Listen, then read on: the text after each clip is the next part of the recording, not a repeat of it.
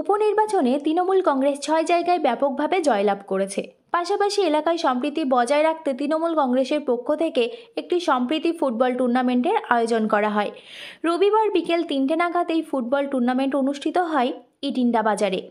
এই সম্প্রীতি ফুটবল টুর্নামেন্টে দুটি দল অংশ নেয়। একটি হচ্ছে ইটিন্ডা পানিতর পঞ্চায়েত এবং গাছা আকারপুর পঞ্চায়েত।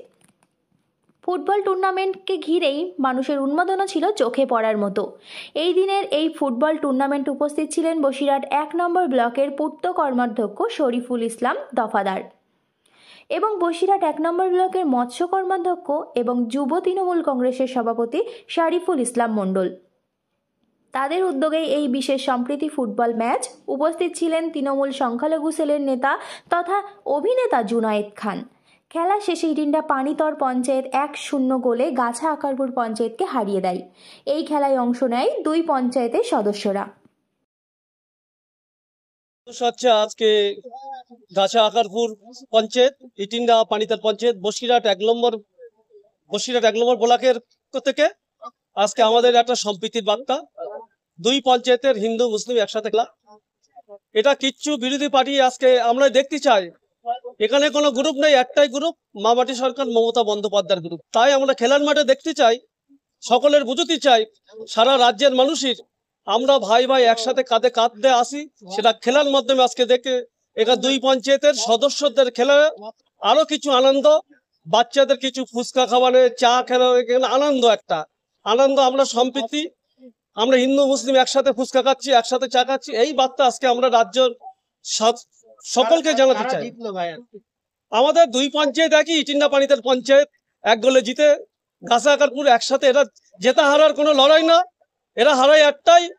আমরাই কিছু মানুষ বলে কিছু বিরোধী দল বুঝতে চাই, এরা গ্রুপ, এরাই মিললেই সেটাই আমরাই বুঝতে চাই। আজকে এই যে আমরা ইটিন্ডা পানিতর পঞ্চায়েতের মাঠ ও গাছা আকারপুরের একসাথে খেলার, সারা রাজ্যের মানুষের মধ্যে আমরা এক আছি, আমরা ভাই ভাই এক থাকবো কাঁধে কাঁধে।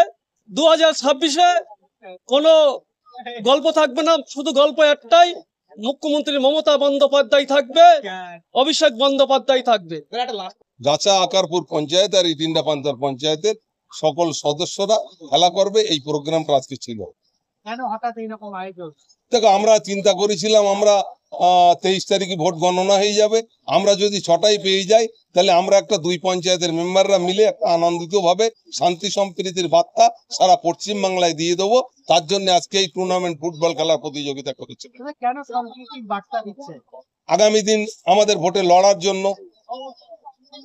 দাদা, এই যে 6টা জায়গায় যে জয় হয়েছে, এটা কি 2026-এর জন্য একটা অপরাধের জন্য আপনারা? দেখো, একটা কথা বলি, দিদির উন্নয়নটা সারা বাংলায় ছড়িয়ে আছে, অতএব সারা বাংলার মানুষ ভেবেছে যে একমাত্র বাংলায় উন্নয়নের কাণ্ডারি বাংলার মুখ্যমন্ত্রী, অতএব বাংলায় এই তৃণমূল ছাড়া আর কিছু করার মতো জায়গা নেই। আমাদের মেম্বারদের গ্রাম পঞ্চায়েতের মধ্যে শারিফুল ভাই এবং